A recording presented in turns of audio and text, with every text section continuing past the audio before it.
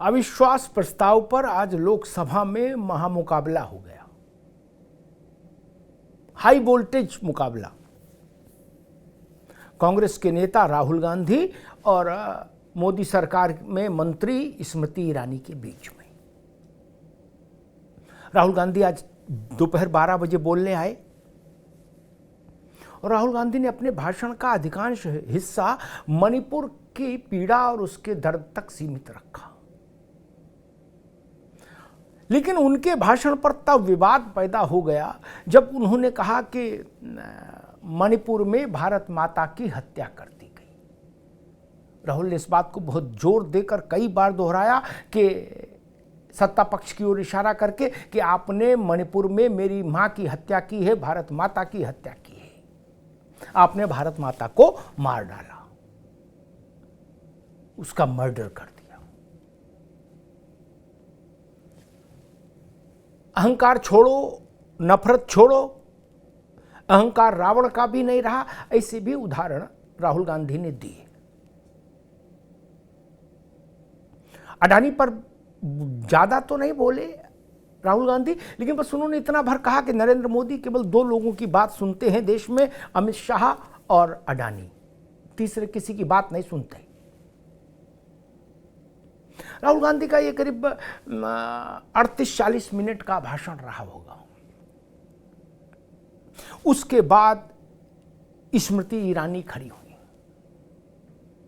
स्मृति ईरानी वाक्शैली में वैसे भी निपुण है, तो उन्होंने कांग्रेस और उसके सहयोगी दलों के द्वारा शासित राज्यों की फेहरिस्त उठाकर पढ़नी शुरू की। राजस्थान में अभी हाल में एक 14 वर्षीय बच्ची के साथ जो भीभत्स कांड हुआ, उसको भट्टी में डालकर भून दिया गया, उसके साथ बलात्कार करने के बाद उसके चित्र दिखा दिए। एक लोमहर्षक वातावरण पैदा हो गया। कांग्रेस को कटघरे में खड़ा किया, राहुल गांधी को कटघरे में खड़ा किया स्मृति ईरानी ने। उन्होंने कहा कि 84 के दंगे के लिए जो पार्टी जिम्मेदार है, जो परिवार जिम्मेदार है, जो लोग जिम्मेदार हैं, वो आज हिंसा की बात कर रहे हैं, उनको आज मणिपुर में दर्द दिखाई दे रहा है। तो कुल मिला के स्मृति ईरानी ने विपक्षी शिविर के नेताओं को आईना दिखाने का काम किया और राहुल गांधी और गांधी परिवार को निशाने पर रखा। बात यही खत्म नहीं हुई। इसमें पेंच तब आया जब स्मृति ईरानी ने राहुल गांधी के भाषण के उस अंश को अपने निशाने पर लिया और कहा कि ये पहली बार हुआ कि भारत माता की हत्या कर दी गई जैसा शब्द कहा गया और उस पर मेजें थपथपाई कांग्रेस के लोगों ने। स्मृति ईरानी ने कहा, कोई अपनी मां की हत्या पर मेज थपथपाता है? ये एक बड़ा हमला था। लेकिन अब राहुल गांधी जो बोल चुके वो बोल चुके, उसमें सुधार संभव नहीं, वो तो हो गया जो होना था। लेकिन भाजपा ने उस चीज को वहां से पकड़ा और एक सनसनीखेज आरोप स्मृति ईरानी ने राहुल गांधी पर यह भी लगा दिया कि उन्होंने जब अपना भाषण समाप्त किया तो उन्होंने सदन की महिला सदस्यों की ओर देखकर उन्हें एक फ्लाइंग किस दिया और उसके बाद गए। अब इस पर बवाल मचना था तो मच गया। स्मृति ने कहा कि राहुल गांधी ने महिला सांसदों के साथ अभद्र आचरण किया है और भाजपा इसकी शिकायत करेगी और इसको मुद्दा बनाएगी। महिला सांसदों के सम्मान में भाजपा मैदान में। लो जी, हो गया। मणिपुर पीछे छूट गया। ये फ्लाइंग उड़ता चुंबन आगे आ गया, फ्लाइंग किस। अब इससे निपटो। अभी तक मणिपुर समस्या थी, अब ये फ्लाइंग किस भी राजनीति का एक मुद्दा बन गया। मोटे तौर पर आप देखें तो आज की बहस, राहुल गांधी ने अपने एक नए अवतार में होने की घोषणा की अपने भाषण में। उन्होंने कहा कि आज मैं बहुत कड़वा नहीं बोलूँगा, बहुत गोले नहीं दागूंगा, 1-2 गोले ही दागूंगा। उन्होंने कहा अडानी पर भी नहीं बोलूँगा जिससे भाजपा के मित्रों को तकलीफ हो। और उन्होंने अपने को मणिपुर तक कन्फाइंड रखा मोटे तौर पर। देश की पीड़ा और उससे जुड़े अनुभव जो उनको भारत जोड़ो यात्रा में हुए, वो कुछ उनका उल्लेख किया, और बाकी मणिपुर।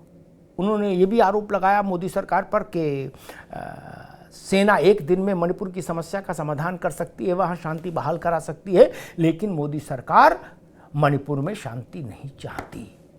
उसने मणिपुर को बांट दिया है, हिंदुस्तान को बांट दिया है। राहुल भी यहां नहीं रुके, उन्होंने कहा आपने मणिपुर को जला दिया और पूरे देश में जगह जगह आपने केरोसिन छिड़क दिया है, और उसके बाद आप चिंगारी लगाते हैं। वही काम नूह में हुआ, हरियाणा में। ये कुल मिला के तस्वीर रही राहुल के हमलों की। और स्मृति ईरानी ने तो 1947 से लेके आज तक के सारे उदाहरण दृष्टांत सदन में रख दिए, जिन जिन मसलों पर कांग्रेस घिरती थी। और कांग्रेस के सहयोगियों के भी पुराने तमाम ऐसी टिप्पणियां और वक्तव्य। राहुल गांधी ने कहा कि मोदी के लिए मणिपुर भारत नहीं है। स्मृति ईरानी ने कहा नहीं, हमारे लिए मणिपुर भारत में ही है। लेकिन आपके सहयोगी हैं जिन्होंने कभी कहा था कि भारत का मतलब उत्तर भारत नहीं। उनका राहुल गांधी उनसे खंडन करवाए। ये सब एक तीखापन लोकसभा में रहा। लेकिन मुझे लगता है कि राहुल गांधी को जो बेंचमार्क सेट करना चाहिए था, क्योंकि उनके भाषण की प्रतीक्षा थी उनके गठबंधन को भी और उनके समर्थकों को भी, वो अगर और विषयों को भी छूते। अब पता नहीं उन्होंने एक रणनीति के तहत मणिपुर तक अपने को कन्फाइंड रखा तो अलग बात है, अन्यथा देश में और भी विषयों को छुआ जाना चाहिए था। और अभी तो इब्तिदाए इश्क है, रोता है क्या, आगे आगे देखिए होता है क्या। शाम होते होते इसी लोकसभा में अभी गृह मंत्री अमित शाह भी बोलेंगे। तो जो कुछ स्मृति ईरानी से छूटा होगा उसकी कसर वहां पूरी हो जाएगी। राहुल गांधी के भाषण पर आज 2 प्रहार, स्मृति ईरानी का एक और अमित शाह का दूसरा, और कल प्रधानमंत्री सबके भाषणों का जवाब देंगे। अविश्वास प्रस्ताव पर चर्चा का उत्तर देंगे कल शाम प्रधानमंत्री। इस अविश्वास प्रस्ताव से विपक्ष को क्या हासिल हुआ और सत्ता पक्ष को क्या हासिल हुआ, इसका कोई आकलन करने के लिए प्रधानमंत्री के उत्तर को सुनना होगा। क्योंकि इस पूरी बहस की से क्या टोन बाहर जाएगी देश में, जनता इससे क्या संदेश ग्रहण करेगी, उसके लिए प्रधानमंत्री का उद्बोधन जो है वो सबसे महत्वपूर्ण होगा। और लोकसभा के भीतर किसको विश्वास किस पर है, किस पर किसको अविश्वास है, एक प्रश्न ये, और एक प्रश्न ये कि देश की 150 करोड़ जनता को किस पर विश्वास है।